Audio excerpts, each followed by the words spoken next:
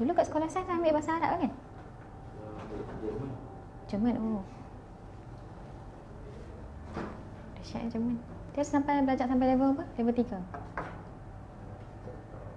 Hah? Seorang berdesi. Belajar daripada form 4? Format. Form 1 sampai form 5? Oh, banyak level lah macam tu.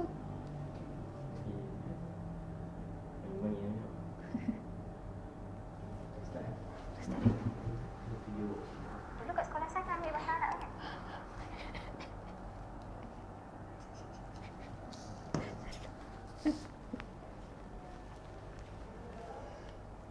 Okay, Assalamualaikum dan salam sejahtera kepada semua pelajar yang sedang menonton live PKP daripada Pusat Khidmat Ahli Parlimen Kepala Batas. Okay, nama saya Cikgu Syahira. Jadi saya akan mengajar subjek sains untuk sesi ini. Okay, jadi sebelum saya masuk kepada tajuk kita iaitu tajuk prinsip Bernoulli pada hari ini, saya nak bagi tahu untuk pelajar Form 5, pelajar Form 5 yang mengambil subjek sains, prinsip Bernoulli ni termasuk dalam subtopik gerakan kenderaan di udara, iaitu masih dalam bab 5. Tapi kalau pelajar Form 5 tahun ini yang mengambil silibus KBSM, awak telah pun belajar untuk pelajar Form 5 yang mengambil silibus KBSM yang mengambil subjek fizik. Okay. Awak telah pun belajar prinsip Bernoulli ni semasa awak di tingkatan 4. Okay? Semasa awak Form 4, awak dah ambil, tak silap saya, chapter 2.6, prinsip Bernoulli. Okay. Pertama sekali, apakah yang awak perlu tahu dalam subtopik ini? Apakah yang kita akan belajar daripada prinsip Bernoulli ni? Daripada subtopik gerakan kenderaan di udara. Okey, first kali kita akan tengok apakah jenis kenderaan udara. Okey, lepas tu kita akan tengok perbezaan enjin roket dengan enjin jet. Kemudian kita akan tengok prinsip Bernoulli. Apakah yang diperkatakan oleh prinsip Bernoulli? Kemudian kita akan tengok aplikasi yang melibatkan prinsip Bernoulli. Okey. Kita ada 1, 2, 3, 4 benda yang penting dan satu benda utama yang awak perlu tahu. Nanti kita akan tengok. Sekarang ni saya akan masuk, saya akan tunjuk contoh-contoh kenderaan udara yang kita boleh lihat. Okey, seperti yang kita tahu, kenderaan yang ada di dalam udara sekarang adalah kapal terbang, helikopter dan belon panas. Tapi macam mana benda ketiga-tiga kenderaan ni bergerak? Macam mana dia boleh terapung ke atas tu? Okey, saya akan jelaskan hari ni.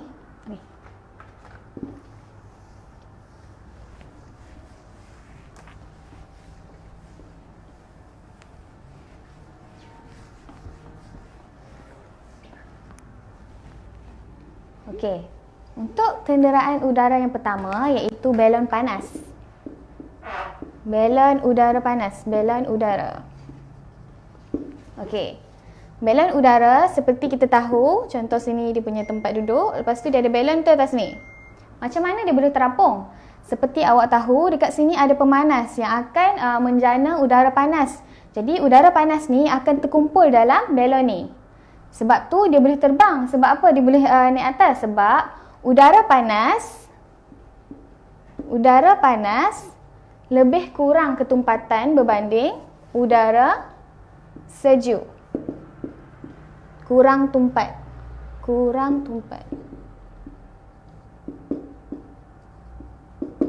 Okey, udara panas ni lebih kurang tumpat berbanding udara sejuk.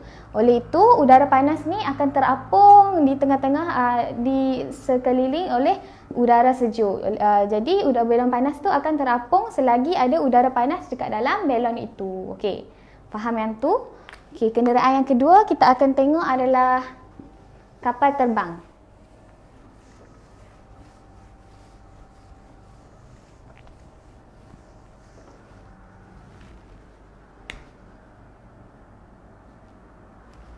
Okey. Yang kedua adalah kapal terbang.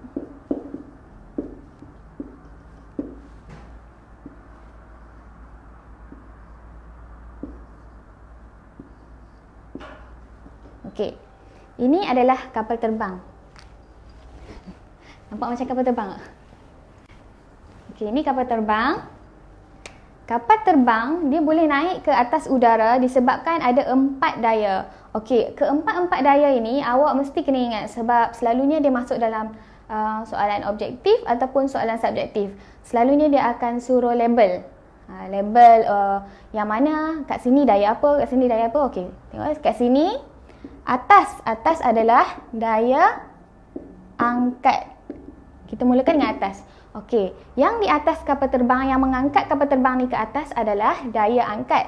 Yang dekat bawah ni adalah daya berat. Daya berat ni terjadi disebabkan tarikan medan graviti yang berpunca daripada center of the earth ataupun pusat graviti, pusat bumi. Jadi sebab tu berat ni dekat bawah. Okey. Yang ke belakang, daripada belakang kapal terbang ni ada daya seretan. Daya seretan. Okey, daripada belakang kapal terbang ni ada daya seretan. Bawah berat, atas daya angkat. Yang kat depan pula apa? Kat depan adalah daya tujah. Okey? Keempat-empat ni awak perlu ingat. Untuk memudahkan awak ingat, okey, ke atas ni daya angkat betul. Bila kita angkat barang, mestilah angkat ke atas betul. Angkat, nama pun angkat. Angkat ke atas. Jadi kita ingatlah ke atas ni adalah daya angkat. Lepas tu bawah ni adalah daya berat. Berat, mestilah berat ni dia akan jatuh ke bawah kan. Jadi sudah semestinya daya berat ni tersesar ke bawah. Daya tujah pula ke depan. Seperti kita tahu, tujah ke depan. Okey. Belakang adalah daya seretan. Okey, ini adalah daya seretan. Okey, keempat-empat daya ni mesti awak kena ingat sebab dalam soalan objektif dan soalan subjektif banyak bertanya tentang apakah daya di sini, apakah daya di belakang, atas dan bawah. Okey, jadi awak mesti kena ingat yang ni. Ini untuk apakah daya yang mengangkat kapal terbang ke atas udara. Akhir sekali kita akan tengok helikopter.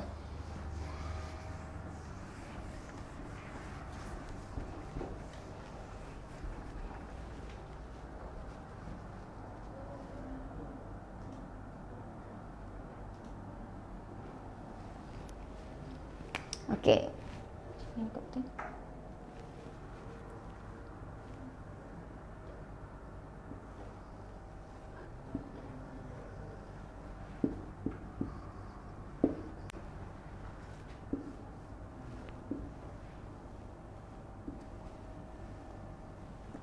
Okey, ini adalah raja helikopter. Okey. Macam mana helikopter ni boleh bergerak ke atas? Okey, helikopter ada dua rotor. Sini adalah rotor bilah yang besar ataupun bilah panjang. Rotor bilah panjang dan dekat hujung helikopter, dekat belakang helikopter ni ada rotor bilah pendek. Rotor kecil ni. Okey, jadi apakah fungsi rotor ataupun rotor bilah panjang ni dengan rotor kecil ni? Macam mana dia bantu helikopter untuk naik ke atas? Okey. Yang akan mengangkat helikopter ni naik ke atas adalah rotor bilah panjang. Rotor bilah panjang ni akan mengapungkan helikopter ke atas udara. Dia juga akan mengawal pergerakan ke kanan, ke kiri, ke depan dan ke belakang. Ataupun mengapungkan sahaja helikopter tu kalau tak bergerak di atas udara. Tetapi bagi rotor kecil kat sini, ini adalah untuk mengawal kestabilan. Rotor kecil dekat belakang ni tugasnya adalah untuk mengawal kestabilan, tapi yang atas ni adalah untuk pergerakan. Pergerakan ke depan, atas, kiri, kanan, depan, belakang, semua yang ni. Tapi untuk rotor kecil ni adalah untuk mengawal kestabilan. Selalunya yang ni ditanya dalam soalan objektif. Okey? Sampai sini. Okey, lepas ni kita nak masuk perbezaan antara enjin jet dengan enjin roket. Seperti kita tahu, jet dengan roket ni berbeza, tapi kat mana yang berbeza dia kan? Kita nak tengok sekejap lagi.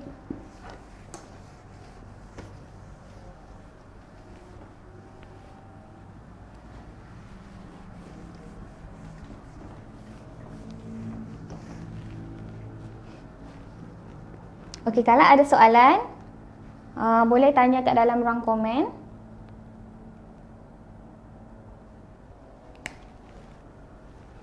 Okey. Mula sekali kita nak tengok enjin jet enjin roket.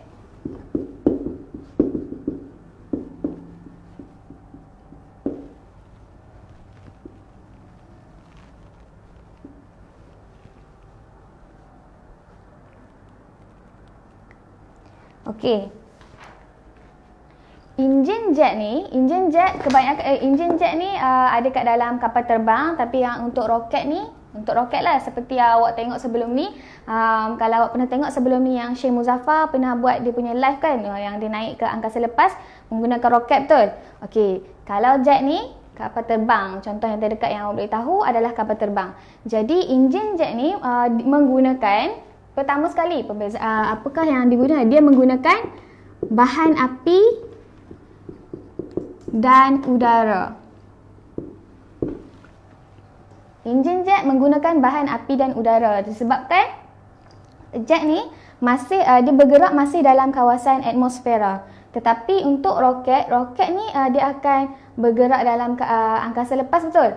Jadi dia memerlukan bahan api sahaja. Contohnya adalah hidrogen dengan oksigen. Disebabkan dekat angkasa lepas tu tak ada langsung apa-apa gas ataupun benda lain yang dekat atas sana untuk membantu pembakaran bagi roket tu ditujah ke atas. Jadi dia perlu bawa, okey, dalam roket tu ada tangki tersendiri, tangki hidrogen dengan tangki oksigen supaya ada pembakaran yang berlaku. Okey, untuk jet dia akan ada bahan api. Bahan apinya yang digunakan adalah kerosin. Kerosin dan udara adalah oksigen. Oksigen yang masih ada dalam udara sebab dia masih dalam kawasan atmosfera. Jadi nanti kita tengok macam mana proses yang berlaku dalam enjin jet tu. Sekarang saya akan explain dahulu dia punya perbezaan antara enjin jet dengan enjin roket. Okey. Enjin jet pula boleh digunakan berulang kali.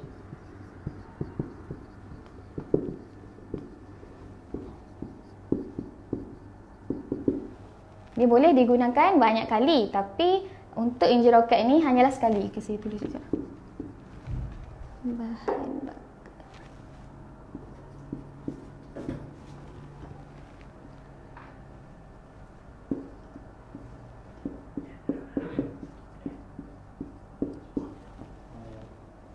Okey, tapi untuk roket ni dia hanya boleh digunakan sekali sahaja. Boleh digunakan sekali sahaja. Okey. Okey, disebabkan roket ni dia terus naik ke atas sebab dia akan melalui atmosfera, tetapi dia akan terus berada di angkasa lepas. Angkasa lepas dia tak ada lagi tarikan graviti atau apa-apa kan.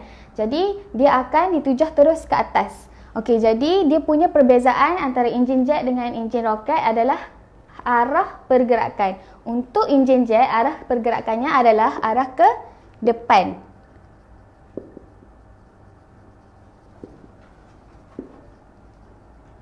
Arah pergerakan untuk enjin jet adalah arah pergerakan ke depan. Tapi untuk enjin roket, arah pergerakannya adalah ke atas. Okey, yang ni yang paling simple lah yang awak boleh listkan kalau ditanya apakah perbezaan antara enjin jet dengan enjin roket. Okey, kita boleh terus tulis sama ada penggunaan bahan api, tapi yang ni paling mudah. Arah pergerakan jet adalah ke depan, tapi arah pergerakan untuk roket adalah terus ke atas. Okey, clear?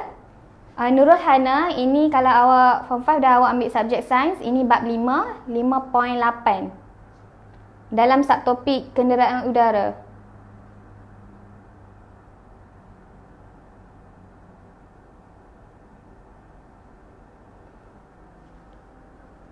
Kereta ada daya tujah, tapi kereta tak ada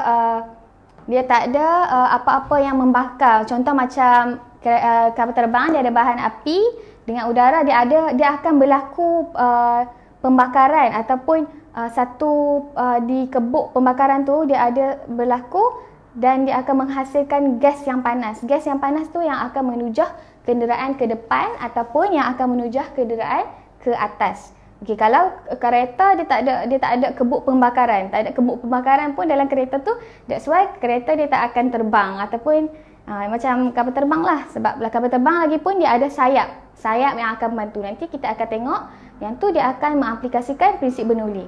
Kejap lagi kita akan tengok yang bentuk sayap bagi kapal terbang. Untuk Syafiq Mirza Heli yang pakai dua kipas tu macam pula tak ada kipas kecil. Helikopter yang pakai dua kipas maksudnya ke atas ke dua kipas? Helikopter dia ada dua bahagian kipas, iaitu di atas dengan kat belakang. Tak kisahlah berapa bilah pun, tapi heli yang bilah besar tu membantu pergerakan ke atas, kiri kanan, depan belakang. Tetapi bilah dia rotor kecil yang dekat belakang helikopter tu membantu kestabilan untuk menstabilkan helikopter. Okey, faham? Okey, kalau ada soalan boleh tanya lagi.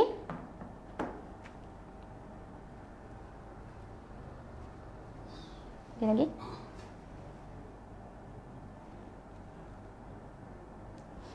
Okey.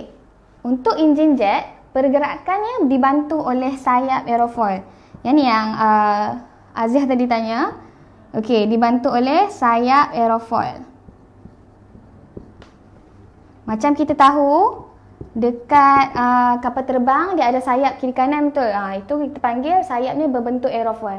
Sayap aerofoil tu yang membantu kapal terbang untuk naik ke atas. Dia akan melibatkan tekanan dengan kelajuan udara. Sekejap lagi kita akan masuk yang tu. Yang ini adalah dia ada banyak peringkat. Proses untuk enjin roket ni ada banyak peringkat. Mula-mula dia akan bakar dulu hidrogen dengan oksigen tu, kemudian barulah dia akan melakukan pembakaran dalam kebuk pembakaran tu dan akan menghasilkan gas panas dan menujahkan roket itu ke atas.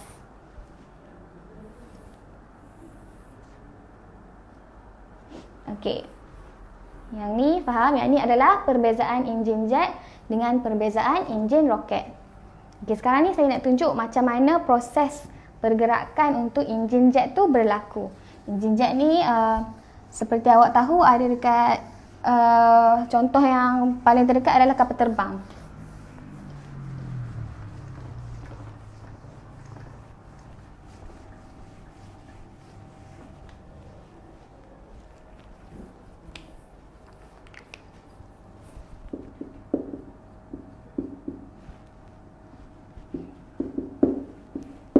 Okey.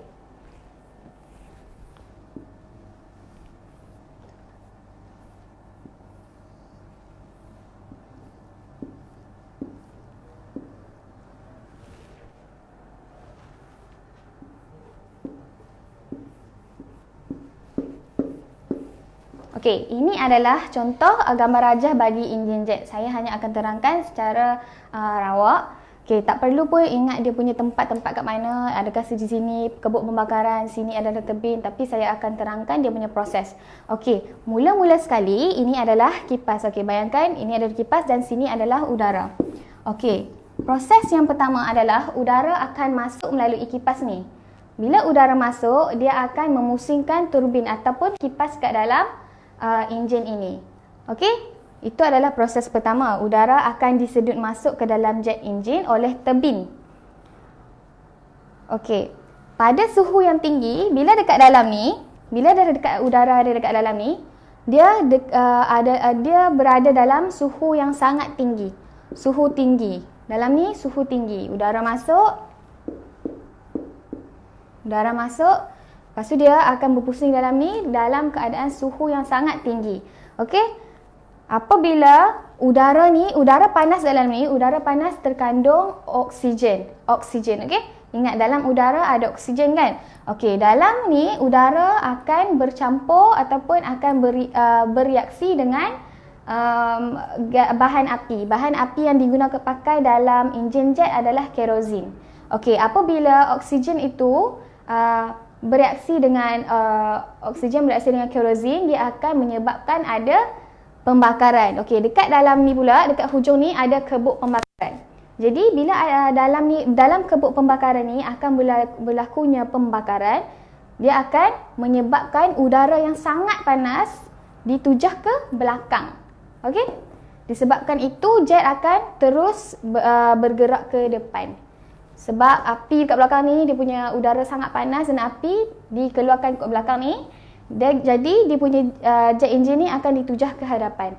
Jadi prinsip yang diguna pakai dalam enjin jet ni dia adalah prinsip momentum. Prinsip momentum awak sudah pelajari dalam bab ini, dalam bab 5 juga. Sebelum masuk gerakan di udara ni awak sudah belajar prinsip momentum. Prinsip keabadian momentum diaplikasikan dalam enjin jet punya proses. Okey, faham?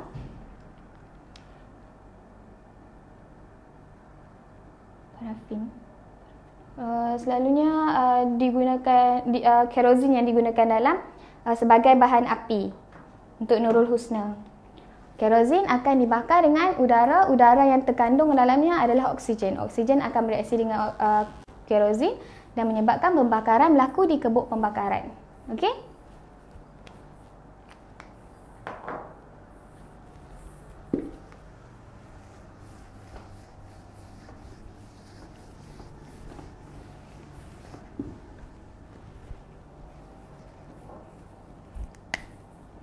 Okey, seterusnya adalah enjin roket. Okey, enjin roket.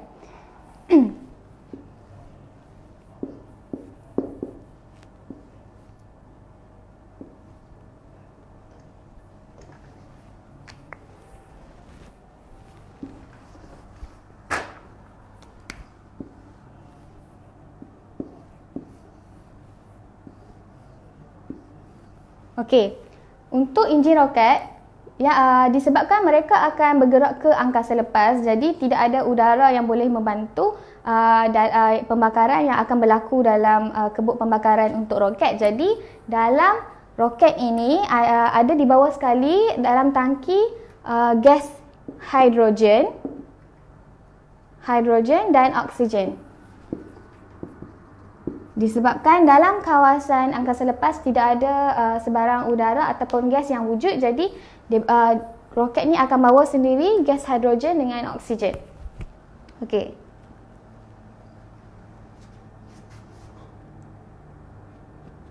Okey, prinsip bernuli sekejap lagi kita tengok. Okey, untuk tangki hidrogen dengan oksigen ni, okey. Oksigen dengan hidrogen dia ada satu kebuk pembakarannya sendiri. Dia kebuk pembakaran tu perlu dilakukan ataupun perlu perlu dibuat dengan sangat teliti sebab tak nak ada sebarang leaking berlaku. Jadi sebab kalau leaking tu berlaku, dia akan menyebabkan letupan pada roket tu sendiri. Nyaris boleh meletup. Sebab tu bahaya. Pernah kita dengar roket tu meletup. Mungkin adalah leaking pada dia punya tangki. Jadi dalam tangki oksigen dengan hidrogen ni ada satu kebuk pembakaran dalam roket ni juga. Jadi gas ni akan react together, oksigen dengan hidrogen dia akan react together dan akan menyebabkan terhasilnya gas panas. Okey?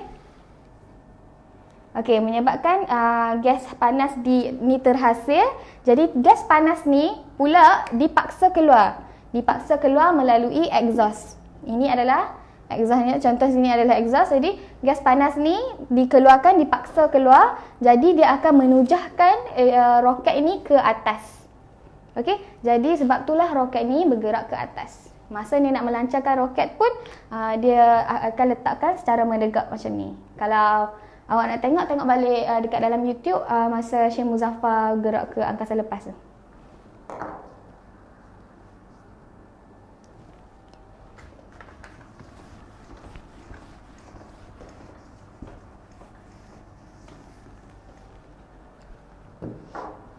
Okey. Seterusnya baru kita nak masuk prinsip Bernoulli. Prinsip Bernoulli. Apa kaitan semua tadi dengan prinsip Bernoulli? Prinsip Bernoulli. Okey, kalau awak nak tahu kenderaan udara yang kapal terbang, okey, kapal terbang adalah salah satu kenderaan udara, betul? Kapal terbang mempunyai sayap aerofoil. Jadi contoh sini adalah sayap ya.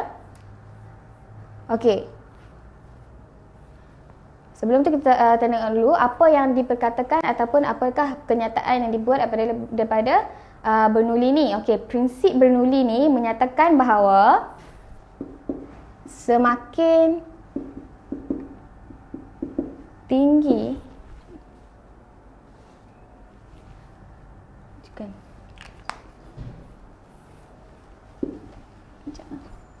Okey. Bendalir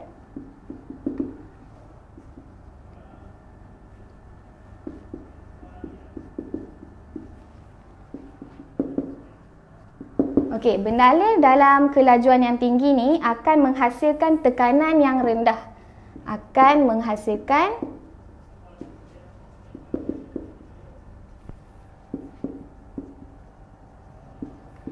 tekanan dalam bendalir yang rendah.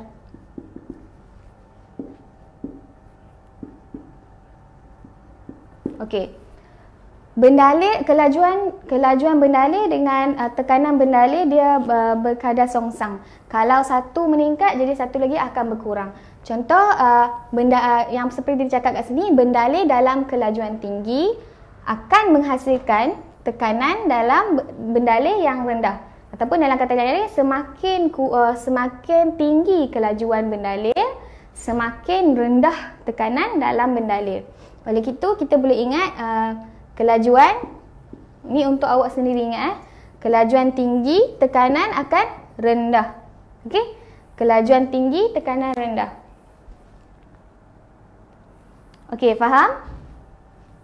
Ada soalan setakat ni?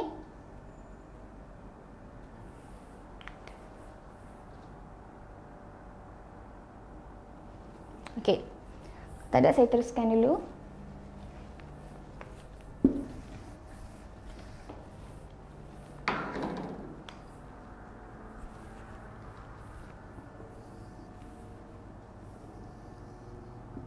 Okey. Ini adalah contoh bentuk aerofoil. Bentuk aerofoil ni yang membantu supaya prinsip bernuli ataupun daya yang dituju tu lebih lebih maksimum. Okey, contoh saya akan terangkan contoh. Di sini adalah udara yang berkelajuan tinggi. Udaranya berkelajuan tinggi. Okey. Jadi, kalau udara ni berkelajuan tinggi, dia punya tekanan akan menjadi rendah. Okey, tekanan dia akan menjadi rendah. Kalau yang dekat bawah pula, yang dekat bawah ni, udara dia berkelajuan rendah. Berkelajuan rendah. Kalau udara berkelajuan rendah, jadi dia punya tekanan akan menjadi tinggi. Ini juga yang boleh digambarkan pada sayap kapal terbang. Okey, bayangkan ini adalah sayap kapal terbang. Okey, udara dekat atas sayap kapal terbang tu sangat laju, betul? Sangat laju. Jadi tekanan dia rendah. Tapi apabila udara dekat bawah sayap tu rendah, tekanan dia akan tinggi. Bila tekanan dia tinggi, dia akan menolak sayap ni ke atas. Menolak sayap ni ke atas dan membantu kapal terbang tu untuk terus naik ke atas. Satu lagi, kapal terbang ni dia memerlukan landasan yang sangat panjang. Sebab proses yang untuk menaikkan kapal terbang tu memakan masa sedikit. Okey. Untuk bendalir, apakah maksud bendalir? Bendalir ni ada 4 benda. Bendalir ni apa-apa sahaja, udara, cecair, air dengan gas.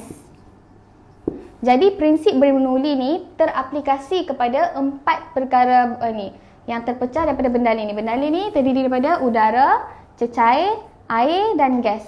Jadi apa-apa, contoh macam air tu berkelajuan tinggi pun dia akan terlibat dengan prinsip Bernoulli. Kalau macam air dalam tiub, contohnya air dalam tiub. Lepas tu dia ada kat sini. Yang tu contoh bagi tiub Venturi. Kalau awak nak tengok lebih lagi, awak boleh cari tiub Venturi, okay? Ini saya akan tunjuk sedikit saja. Sebab yang kita tengok sebelum ni hanyalah udara. Jadi kalau air pula macam mana?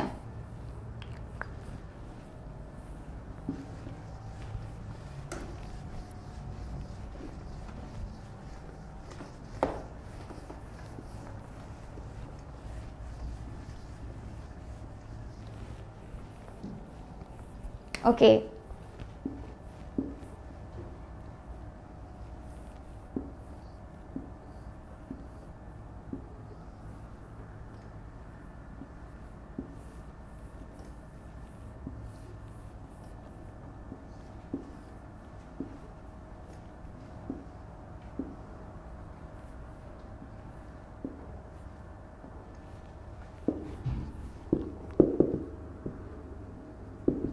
Okey, ini adalah contoh bagi tube venturi. Okey, ini apabila contoh sini ada pili, okay? Kalau pili itu dibuka dan air akan masuk, di sini kelajuannya akan tinggi, betul? Kelajuannya akan tinggi. Tetapi tekanannya akan dia punya kelajuannya rendah dekat sini dan tekanannya akan tinggi. Tekanannya tinggi. Sebab tu dia punya paras air adalah lebih tinggi berbanding dekat sebelah ni. Sebab apa kat sebelah ni lebih rendah dia punya takat air dia, paras air dia? Sebab apabila kawasan yang besar, okey, kawasan yang besar dia masuk dalam kawasan yang kecil, dia punya kelajuan kat sini sangat tinggi. Sebab daripada kawasan besar dia nak masuk dalam kawasan kecil, jadi kelajuan dia sangat tinggi. Apabila kelajuan dia tinggi, dia akan menghasilkan tekanan yang lebih rendah. Okey, tekanan lebih rendah dekat sini. Sebab tu paras air dia lebih rendah berbanding paras air dekat sini. Contoh ni paras air B, dan ini paras air A dan ini paras air B. Jadi paras air B adalah lebih rendah berbanding paras air A, disebabkan tekanan dekat paras air B ni lebih rendah. Sebab air yang masuk dekat sini sangat laju. Sebab tu kawasan dekat sini tekanan dia rendah. Okey, faham? Okey, yang tu sahaja untuk hari ini. Okey, sebelum saya akhiri, okey, lagi satu contoh yang awak boleh tengok adalah kenapa bumbung rumah selalunya tercabut apabila ada angin taufan. Contoh yang ni bumbung rumah. Angin dekat atas ni sangat kuat, betul? Angin sangat kuat sebab ada taufan. Jadi angin dia sangat kuat. Udara dalam berkelajuan yang sangat tinggi. Udara kelajuannya sangat tinggi. Kalau kelajuan tinggi, dia punya tekanan dia rendah. Tapi berlainan pula kalau dalam rumah ni. Dalam rumah ni, udara dia, kelajuan dia rendah saja berbanding kat luar. Sebab kat luar ni sedang taufan. Jadi, dia punya tekanan dia tinggi. Tekanan dia tinggi. Disebabkan itu, bumbung ni boleh terbuka. Sebab tekanan ni menolak keluar. Disebabkan angin yang sangat laju kat luar. Okey, terima kasih. Itu sahaja untuk sesi subjek sains pada hari ini. Saya serahkan kepada Senaki akan mengajar untuk subjek bahasa Inggeris.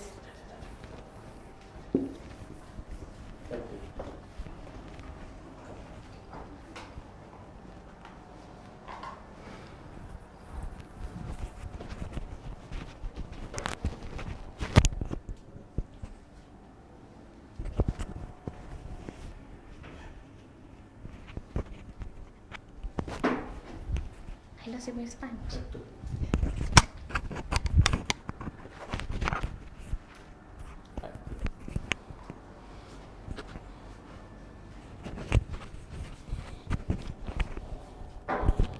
Okay, bismillahirrahmanirrahim. Assalamualaikum warahmatullahi taala wabarakatuh. Very good evening everyone. Again, my name is Naki and today I'm going to share you a bit in development of your essay. I will share with you how my style of creating main points, hujah-hujah ataupun isi pertama, kedua, ketiga. So saya gunakan the same concept untuk buat essay ni. So kalau katalah kita nak buat 3 perenggan untuk isi pertama, kedua, ketiga kan, the concept is the same because kita kena fikir satu je. Apa-apa yang kita buat must reflect back the title. Kita ni, kesalahan kita, orang kita ni waktu buat essay, biasalah kan, ialah kita suka melalut. Saya suka melalut, saya suka melerek kan. Dia minta benda lain tapi kita jawab benda lain. Kadang-kadang kita confident, kita tulis banyak tapi kita tak menjawab pun soalan. Ini bukan saja aplikasi untuk bahasa Inggeris, but it is apply also for English and tambah-tambah subjek yang bermainkan bahasa, perkataan yang banyak kan. So ingat, dalam essay, karangan, apa-apa kita buat, kita kena reflect balik title. Kalau hampa buat surat formal mengatakan nak pinjam perkakas kat sekolah, dan kena pinjam perkakas kat sekolah, kena ada tujuan dia kenapa kita nak pinjam dan kita nak pulangkan balik bila. Kadang-kadang kita tulis kenapa nak pinjam, melerek untuk kejohanan dan sebagainya itu. Yang tu kesilapan kita sebab kita tak reflect back to the title. Okay, so apa konten yang perlu ada dalam hujah?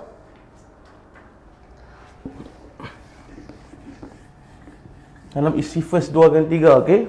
Assume. Kita assume isi 1, 2/3 kan. Mereka nak do apa? Okay, first thing first, they must have a general statement about your point. Okay, general statement. Okay, ayat yang pertama kena ada general statement. Sebab, katalah kita katakan, kita nak tulis tentang benefits of tuition classes. And one of the benefit of tuition classes is the main point lah. So, first main point kita tentang create new friends, socializing. Okay, because tuition class is outside of the school. You will have new friends. You will have new network. Alright? So, itu contoh yang pertama. Okay, general statement. Then we must have elaboration kepada general statement kita. Penjelasan, elaboration. Then we have example. Then we have facts to support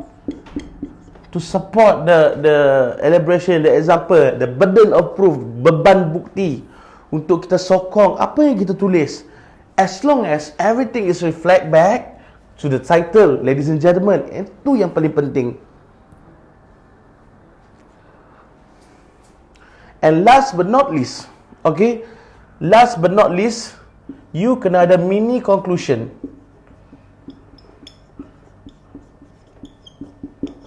Mini conclusion to your essay, alright? And don't forget, extra points for those who use transition words. Okay, I shared with you guys transition words before. Furthermore, moreover, semua tu ada kat sini, okay? Furthermore, moreover, other than that, itu semua ada di sini, okay? So, ingat, your main point must reflect back your title. Contoh, kalau kata contoh yang kita exercisekan hari ini, kita nak tulis benefits of tuition classes. So, what are the benefits of tuition classes?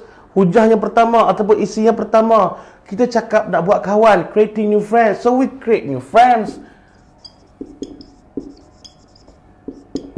Ini hujah kita ataupun isi first kita. Okay? In the simplest form, you can call it socializing. Okay? So, general statement kita apa? Kalau kita nak create new friends sewaktu class tuition. Okay?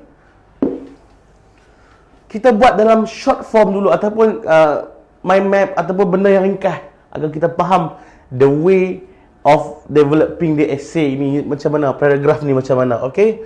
So, go join tuition classes.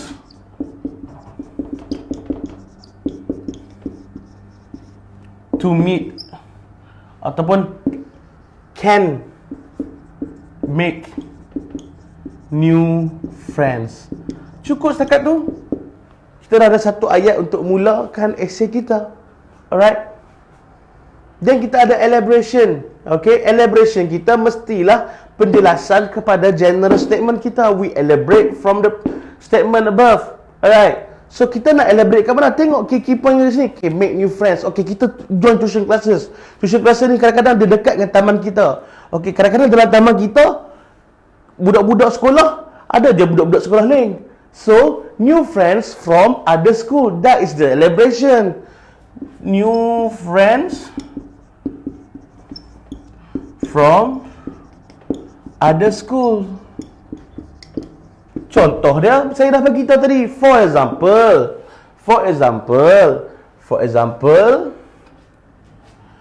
in a community, kita ceritalah, kita nak bagi contoh untuk bagi orang faham. There are two school or more, but students live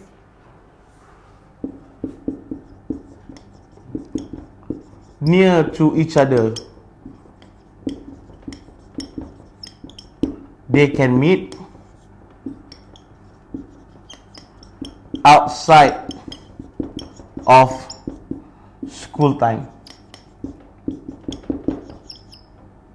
or tuition classes. Panjang mana pun kita belerek, ingat adik-adik, you must go back to your title. Okay? So facts apa yang kita nak share dalam tuition classes ni? Benda apa yang kita sendiri rasa experience benda ni bila kita join tuition class, and apa yang kita rasa? We exchange ideas. It's true that if you meet new people, you can exchange through ideas. That's a fact. And that's a fact. And in writing a fact, you tak perlu numbers pun. But you have to prove that your experience ke, your thoughts, your ideas is something concrete for you to prove your essay. Okay?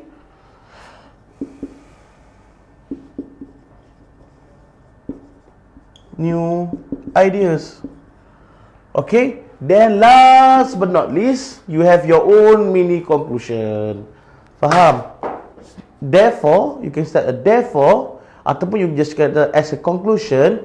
Therefore, yang ni paling penting, nak reflect balik tajuk kita. Therefore, by joining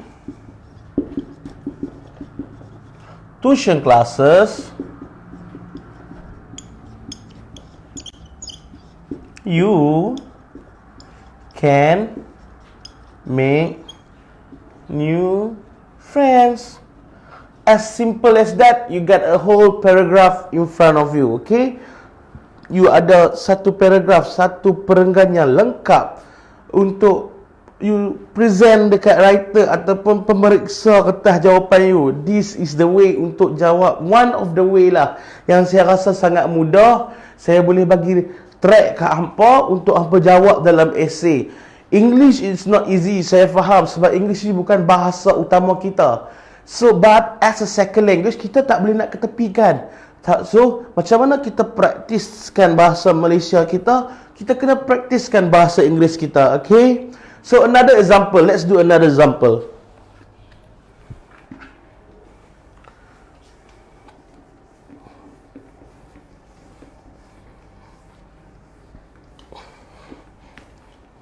I'm using simple examples so that you can understand better. And please, you kena cuba untuk belajar term-term yang general untuk relate dengan title you. Okay? Kalau I kata tajuk essay ni benefits of reading. And macam mana kita nak relate dengan social ataupun socialization? Kita boleh relate with reading, you can make it as a hobby. And when you make it as a hobby, someone else will have the same hobby as you are. And through this, you can socialize with the people that have the same hobby with you. So, saya relatekan dengan title. Itu yang the most important thing. You kena faham general term dalam essay ataupun dalam apa sekalipun, dalam bahasa Melayu sekalipun, in Malay sekalipun. And then, you kena reflect balik dengan title you. That's how you write a good essay. Okay? Thank you, Nazwa. Welcome to live PKP SPM PKP Corner.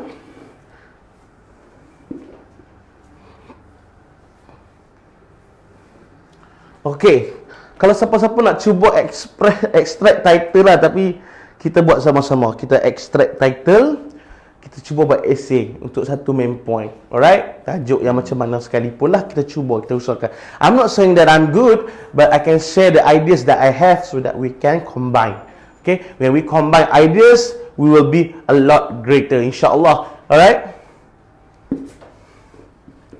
So next, okay, katakanlah kita nak buat tajuk, kita ambil tajuk yang simple lah, macam like essay, kita something yang negatif. Disadvantages of social media. Okay, the title is Disadvantages of social media. Let's say kita buat tajuk ni hari ni. Dan apa hujah yang pertama kita nak letak? Apa isi poin pertama? Nak masukkan general statement dalam introduction ke? Okay, Bella, thank you very much for asking. Okay, introduction. Okay, you boleh tengok video sebelum ni, saya dah ajar ataupun saya dah kongsikan cara nak buat introduction. General statement hari ni kita hanya fokus dekat isi penting, isi 1, isi 2, isi 3, dan kita develop isi 1, 2, 3 ni dengan method yang sama. Okay, general statement ni something yang kita rasa kita boleh elaborate, kita boleh extract example daripada tu. So kita boleh jawab. So kalau you tak faham, please just comment. InsyaAllah saya akan cuba enlighten you more. Right? So the title is Disadvantages of Social Media. Okay, so apa kekurangan ataupun keburukan social media ni? Okay, you bagi satu point ataupun I bagi satu point dekat you. Let's just say that kita nak relate dengan culture. Okay, kita relate dengan culture. Okay, apa yang kita boleh relate dengan culture? Katalah hujan satu, isi first kita nak cakap pasal culture. General statement. Okay, social media can cause culture shock. Let's say that kejutan budaya. Social media boleh menyebabkan kejutan budaya, culture. Alright.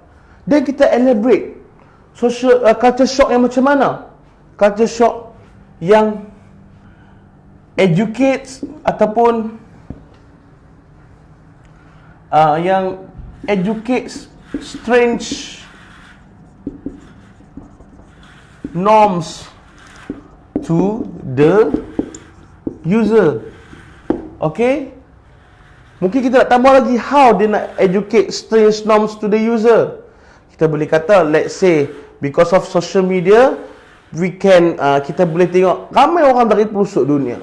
Kita Malaysia, contohlah kita Islam, kita perempuannya bertudung. Tapi disebabkan terlalu cenderung melihat kawan-kawan di serantau dunia, kita lebih menjadi kejutan budaya. Sebab daripada sana, daripada free hair dan sebagainya. Itu boleh dijadikan satu faktor ataupun satu pemberat dalam essay anda. If you dare yourself to write that kind of essay, you boleh challenge the mind of your reader. Okay? And of course, reader you nanti, confirm cikgu bahasa Inggeris yang akan tanda atas you. Right?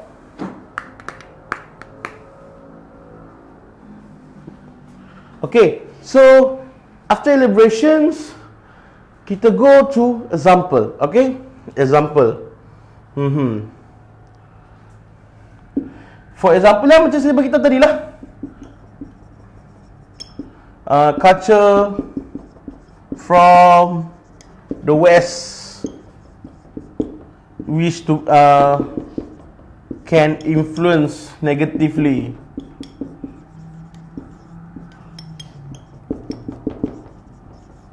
our people, like open-minded society. Kita boleh kata je macam tu, because memang benda tu berlaku and it's a fact. It is happening, kan? We can just say it like that. Dan fact yang kita tambah culture. Benda ni memang kita tengok berlaku di mana-mana. Di depan mata kita pun jadi. Okay? So, apa faktor yang kita nak letak dalam benda ni? Faktor-faktor seperti lari rumah. Faktor-faktor seperti melawan cakap ibu bapa disebabkan ketagihan social media ini. So, ini semua faktor yang berlaku. We are not denying facts. This happen. We have to stand in reality platform. Alright? Okay. So, facts dia against norm. Kita boleh kata begitu. Norm of our society. Okay, macam tu kita boleh kata dah. Ingat, anything yang kita buat, reflect back to the title. Social media can cause culture shock. How? Social media, the users of social media might educate strange norms to the user, which is us lah, the user. Okay? Or you nak kata example like Facebook, you can add many people from across the world with different culture, with diversity of culture, living style. Alright? You can say like that. Okay? Gunakan social media, medium-medium itu. You have Instagram, Twitter, Facebook and so on. Use that. Okay? Convince reader, convince pemeriksa kata apa untuk benda tu. Okay? Alright. So, then of course kita kena ada mini conclusion. Alright? Therefore, reflect back to the title. Tengok balik. Ni tengok balik you punya general statement, then you tengok tulis balik je. Itu saja. Benda dah ada, but how you paraphrase it, the most important thing. Alright? Okay.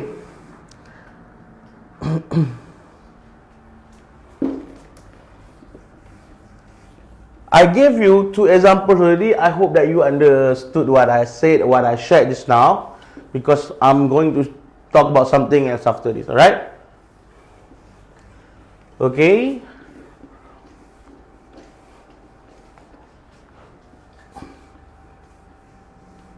Maybe next week I'll teach you how to write a conclusion, because actually nak write conclusion ataupun perenggan akhir, it macam ada formula juga sebenarnya, 3, 2, 1 tambah 1, 2, 3 macam tu, but I'll share with you later.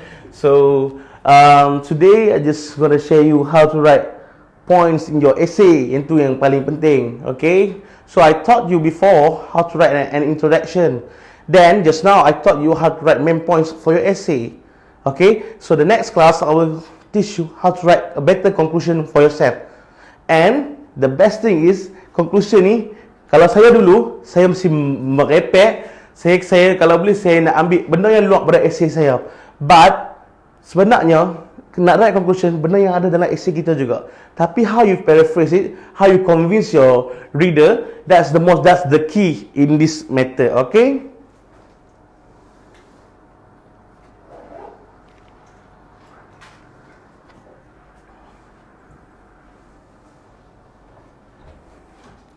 Okay, last but not least, let's talk about confidence. Okay, you build up your confidence in this matter.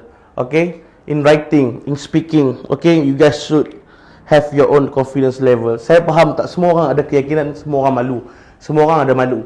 Semua orang ada tahap malu dia. Okay, tapi dalam hidup kita, kalau kita malu, ia takkan membawakan kita ke mana. Okay, if lack of braveness to try something in our life, then we are not going anywhere. You yourself should challenge yourself better to go outside of your comfort zone, your comfort box. This is why it's very important, sebab only you know where you want to go. Okay, you dah letakkan kat diri you nak jadi apa, cita-cita you. Tapi kadang-kadang cita-cita kita ni memerlukan kita untuk melangkah lebih jauh, bukannya ambil one simple 2 steps macam tu. Alright? Okay, that's it from me today, and I wish you all the best. See you on Monday. Kalau rasa I kena mengajar untuk slot Monday, I will teach you on Monday, insyaAllah. But let's say kena tengok tutor dan cikgu-cikgu lain, okay, we will discuss that. And thank you very much. Bismillahirrahmanirrahim. Alhamdulillah, syukur, selamat berbuka puasa, happy fasting, stay safe, stay home, take good care of yourself during this COVID-19, and we don't want to hurt ourselves, and don't make your families hurt. Okay, don't let your family get hurt, because itu lagi painful. Alright, Assalamualaikum warahmatullahi taala wabarakatuh.